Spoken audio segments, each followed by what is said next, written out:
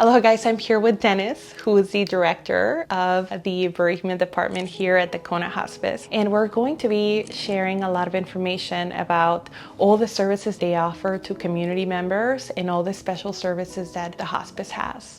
Dennis, for people that are watching here, what is hospice? Hospice is a lot. It's a national program and it's covered through Medicare and other private insurances. And it's a benefit given to those who are no longer seeking to receive treatment for that terminal illness, who have a prognosis or about a 6 months or less to live idea of life, and they're wanting comfort care and pain management is really what we offer with hospice. Another term for the kind of care we provide is palliative care, which is the same thing. It's comfort care, pain management to the patient and the family, but it's hospice itself. The benefit is for those who are no longer seeking treatment or who have exhausted avenues of treatment and are now seeking to be comfortable, oftentimes be at home, be with their families, and improve the quality of life that they have.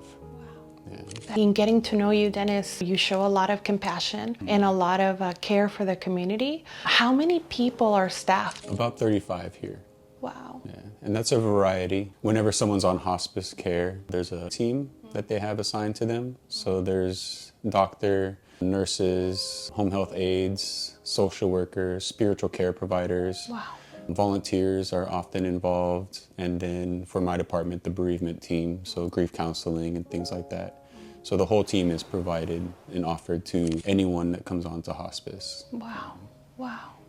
Do you see that the services are offered to people that are in the community, like local people, or people that have just relocated? Or is it like a big mix of? For us here, it's primarily those who live here. Someone can move here and find out that hospice is the choice they want to make, and then the benefit is there. We've had people who are on hospice who live elsewhere and are traveling. They might be coming here to visit family or kind of take some time for themselves and go on a vacation or something. So they're called kind of traveling patients. We would oversee them and provide care to them while they're here, although they're part of another hospice, say on the mainland or another island or something. So that happens as well. Oh, wow. How many of those connections, so you can serve truly anybody that is traveling, that is already in hospice, but you guys can welcome it? Yeah. Right. Yeah, so Hospice of Kona, we do have our kind of jurisdictions. There's 3 hospices on the island, and so we cover pretty much from South Point to underneath Waikoloa. So that's kind of like the area that we would cover if patients came onto service, yeah. But we work well with the other hospices, and just to make sure that our community as a whole is taken care of and that the needs are always supported. Wow. Yeah. Wow. What are the most common illnesses that you see with patients that are coming here and are seeking for hospice services? It is a variety. As I mentioned, it's a terminal diagnosis. Yeah. And the prognosis would be, or the lifespan would be 6 months or less to live. But some of the general diagnoses that we see are end-stage cancers, heart disease, lung cancer, things like that, that are often part of it. And how is the line of communication between their current care and when they come to hospice? Do you guys keep in touch with their current doctors, or it's when they have already said, well, I'm just going to pursue hospice, and they're on their own? Yeah, so the patient and family are always in charge. So they're the ones who are going to be making the decisions. And one of the things that when they're coming on to hospice or making the decision to choose hospice is that they also can choose to either remain with their primary care provider that they already have, or also choose the doctor we have here on staff. So it really depends on the patient and the doctor. So if they did want to choose to keep their primary care physician to be the same, that would also depend if the doctor is able to keep them as a patient. But we do have a doctor on hospice that will be able to take them on if that's their choice. Understood. Yeah. And we always communicate, just to make sure, because doctors like to know how their patients are doing and things. Of course. So, yeah, the communication's there. Right. That's a beautiful thing, that there's synergy between those departments and they're able Definitely. to communicate. Yeah. What is your onboarding process for welcoming patients here? So there is a process for somebody who wants to pursue hospice, or a process for them to come onto hospice. Primarily, they're referred to us anyone can do the referral. Generally, it'd be one of their primary care providers, or it could be a family, a friend, a coworker, someone who's connected to the patient that can refer to them to hospice. Once someone's referred to hospice, then from there, we would reach out to the person and set up to receive their medical records, do our intake process, send a nurse out to do an assessment and see if they qualify for the hospice benefit to use it at this time, and speak with the family, the patient, and see if that's what they want to do. And if they choose to go on to hospice care, then the actual assessment would happen where the nurse would meet with them and do a more in-depth assessment, and from there they would go on to the hospice benefit. So basically, they are not the ones deciding whether they are good for hospice, right? Somebody, a third party like a nurse or their doctors, they have to state in what stage they are in order for the patient to get the services. Right. But they could ask, anyone can ask their doctor, and I've heard about hospice, and is that something I should look into, or things like that. So it's okay for them to bring it up, or to reach out to us. And if a loved one or themselves just wanted to check and see, then that's definitely something they can do. Wow, that's going to be really helpful for people watching. Also, where are the patients staying? Are they staying in this facility or? No, generally when someone comes onto hospice, we try to keep them at home, so that they're in their environment, they're able to be with their loved ones and just what brings them comfort. The majority of patients are at home or other care facilities. They might be at like the Regency that we have here, or other care homes and things like that. But generally, they're at home. And we're able to bring a lot of what they would need from the hospital. We're able to bring it to their home, such as the hospital bed or a bedside commode, things like that they would need. Or they would have access to at the hospital. It's almost as if we can bring the hospital to their home so that they don't have to go to the hospital. So we try to do that. Wow. Now, discussing about the care that the patients do receive when they get to you, we spoke briefly about bereavement services. How do those come about? For the bereavement departments, we support all of the hospice patients and families. So for us, the patient is the patient themselves and the family as a whole. Right. The bereavement team is available to them throughout their time on hospice, and then for the first year, really, that the family is still part of our services, in the sense that we'll reach out to them and check in on the family and see how they're doing after their loved one has died, and continue to be a support, to be in their corner for them if there's something they want. So they can always opt out and say, at this time we're okay, but the service is always available. For us here at Hospice of Kona, our bereavement department is fortunate to be able to be open to the community as a whole. So even if someone is not connected to hospice in any way, but they're dealing with death or dying, they're dealing with grief related to death or dying. So if someone had a loved one or someone close to them die, and they're trying to process, or they're having some challenges or complications with the grieving process, they could reach out, even if it's not connected to hospice at all. So we're able to do bereavement or grief counseling services for anyone in the community. And that's children, adults, young adults. They don't have to be here for a certain period of time. It can be someone who's moved here recently. It can be someone who's lived here and then moved away. We can continue to provide telehealth.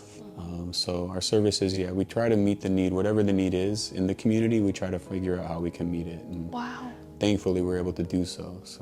What a lot of people don't know is that these services are free to the community, but you guys are also a nonprofit. Correct. Right.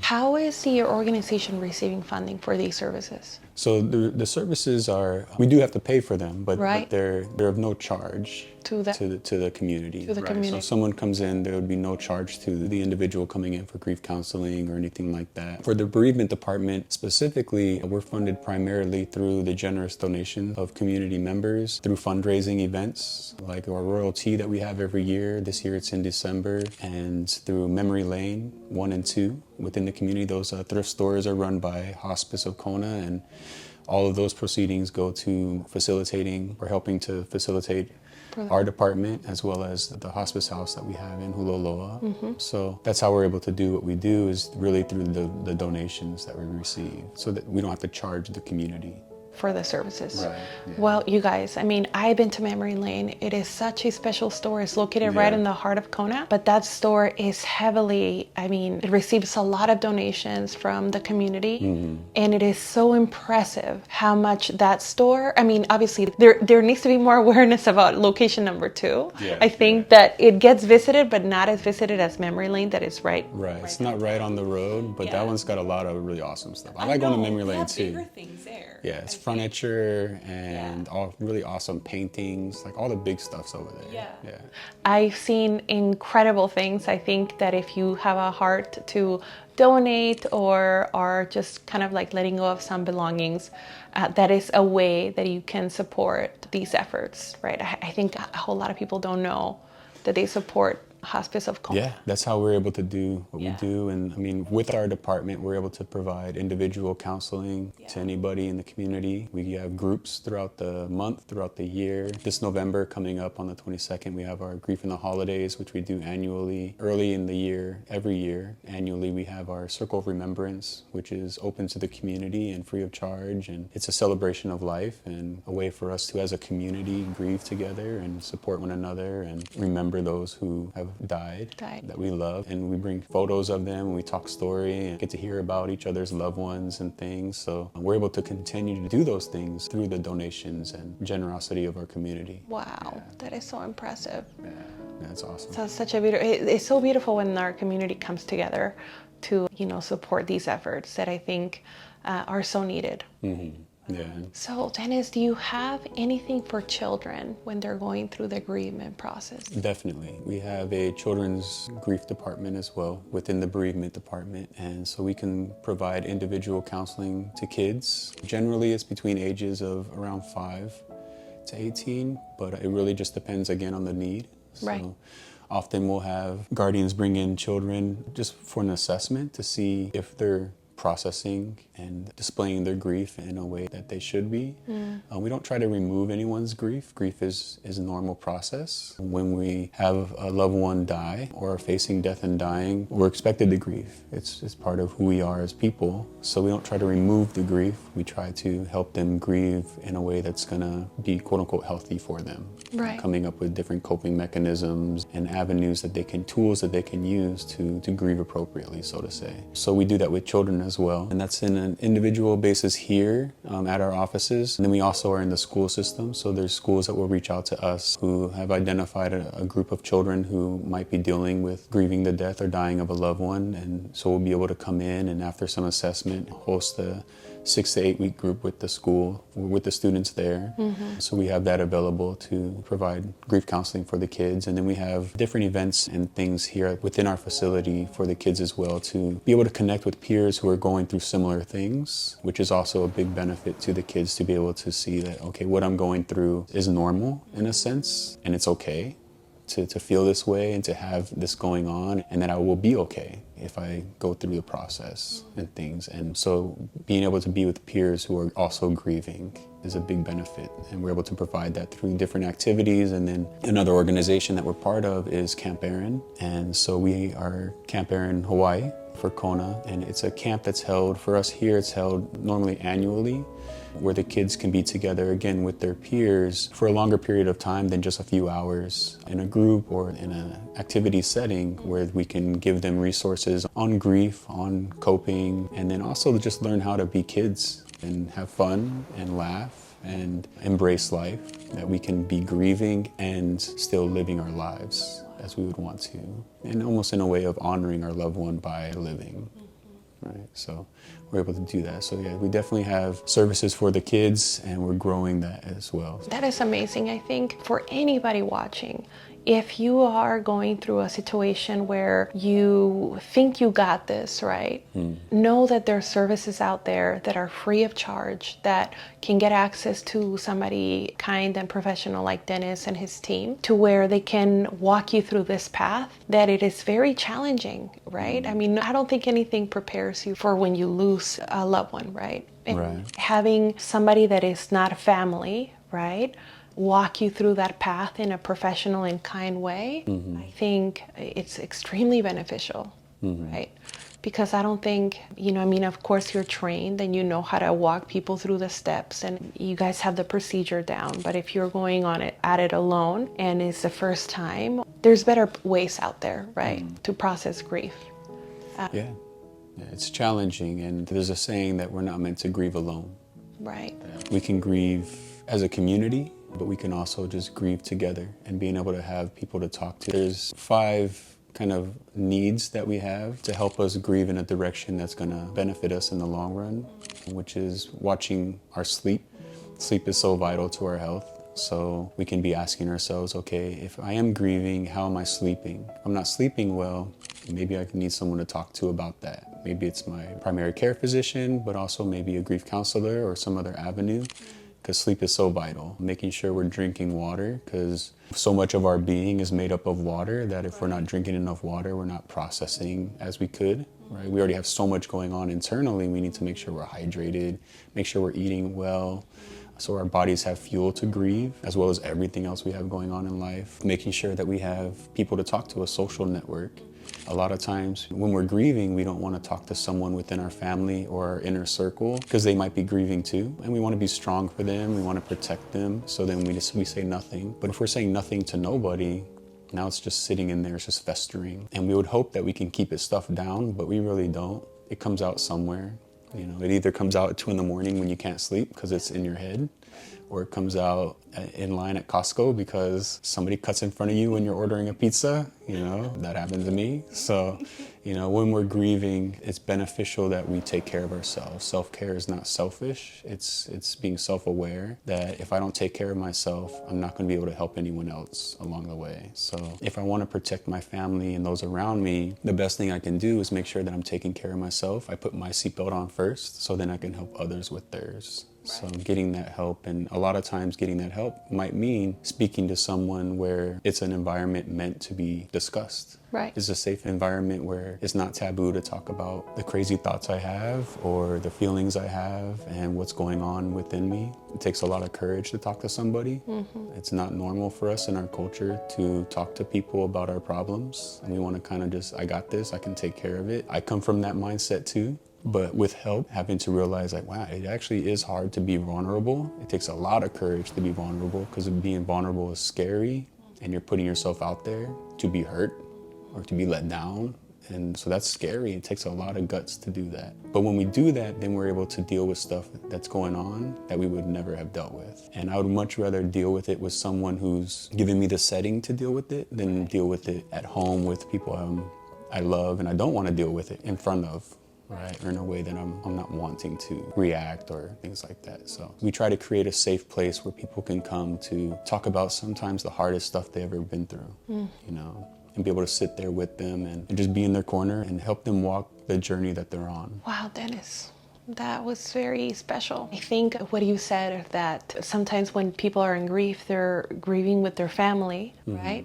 And sometimes if they were to say something to family members and they're also grieving, they're like, they don't have an outlet, right?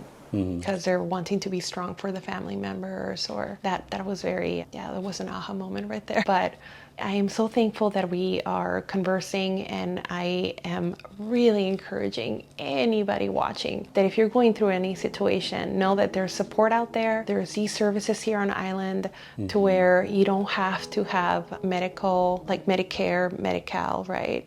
Not for the bereavement. Yeah. Not for grieving services. For the grief services here, there's no cost to the community. Yeah. So anybody can come in, anyone can call, even if it's just a question of, I don't know, I feel like I might be having a hard time. Come in, we can talk and kind of do a quote unquote assessment to see if there is challenges, and then we just go from there. Right. Sometimes we have people come in one time, we talk for an hour, and I never see them again, which is a good thing. I might see them in the community, which is better than seeing them here, right? Because this is a hard place to have to come, but if we need it, it's here.